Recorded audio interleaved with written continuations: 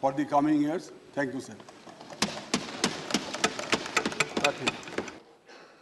Shri Trichy Siva. Thank you, Mr. Chairman, sir. Sir, I bestow upon you my profound wishes profusely on behalf of the DMK party on your assuming the chairman of the second chamber in the Parliament. Sir, when our party leader and Chief Minister of Tamil Nadu, Mr. MK Stalin, has met you to congratulate you on your having been elected as the Vice President, you have expressed your wishes how to run the House, and he has assured you that DMK will extend its fullest cooperation in running a smooth House.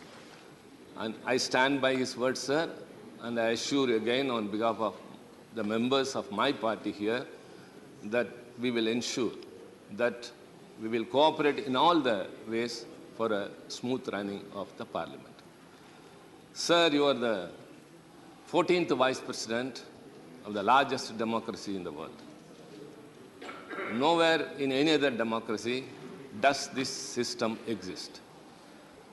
By virtue of being the Vice President, you are a part of the executive. And as per the Constitution, you are the ex officio chairman of the Rajya Sabha, and by that, you are a part of the Parliament. So you wear two caps. You have dual capacity. You are a Vice President and part of executive, and you are part of the Parliament. Sir, everyone knows very well that you are an expert in the Constitution. You are thorough with the Constitution. For your legal track record is a very good example of that. And now we know, sir, during the intercession period, after you have won the elections, every day you were here in the Parliament, attending the office, and now we are sure that you are thorough with the rules of the procedures and rules of conduct in the Rajya Sabha. Sir, we expect a lot from you. We expect you to be impartial.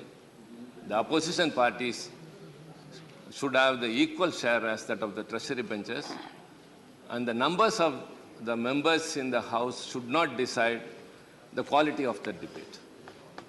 Sir, I have met you twice at your residence and yesterday in the BSc. And both the three occasions have made me to realize, which was very consoling, that you have very great concern for the smaller parties in the Parliament. The nominated members, the independent members, and members who represent the smaller numbers in the party. Their party may be bigger outside, but their numbers will be lesser here. So you said that time should be distributed to all of them, and that was a great consolation to all of us because we were suffering all these days only because of that. Sir, we hope that the coming days would be very bright. Sir, India is the largest democracy, and the Parliament is the debating forum.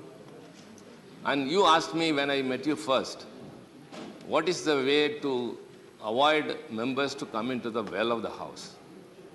So you have inferred rightly what is happening here than what should not. So I told you very simply, if we are heard, we won't be compelled to come to the well of the House. Beautiful. Members of the Parliament come here to voice the people, their issues, their concerns.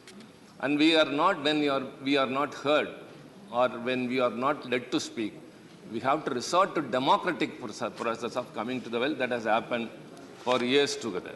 So, sir, I think whenever we have an issue and we raise to say something, if we are heard for a minute or two, automatically we will cool down since we have let out our feelings. Sir, we have very much hope upon you, sir. And I should say that Maya Angelou, when Mr. Clinton took his office, what she said, the great African-American poet said, sir, with the grace of you, look upon the country, look upon our faces, and simply with hope say, good morning. Every new year dawns with a hope that the next year will be very prosperous. So every day dawns that the day will be very bright. And I wish you good morning every day, sir. And you also, please, wish us good morning. Not only that, ensure us that the Parliament will be very productive in the coming days. And we are very hopeful. And once again, sir, I assure you that DMK will extend its fullest cooperation. Thank you very much. Honourable former Prime Minister Thank you, sir. Shri Trichy Siva. Thank you, Mr. Chairman, sir. Sir, we appreciate our Prime Minister's voice at Samarkand, declaring that this is not an era of war. But the Ukraine war is still going on.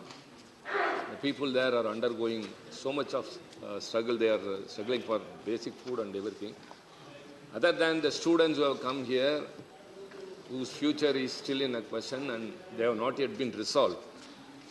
In a humanitarian consideration, India has always intervened wherever there is some problem for any human being in the world. So in this context, what are the steps our government is taking to put an end to this war and save the people of Ukraine, as well as to restore the students who have returned from there, to find a way for those students who have returned from Ukraine? Thank you, sir. Shri Thambi Durai. Thank you very much for giving the opportunity. Sir, our Honourable Minister gave Next channel, bell button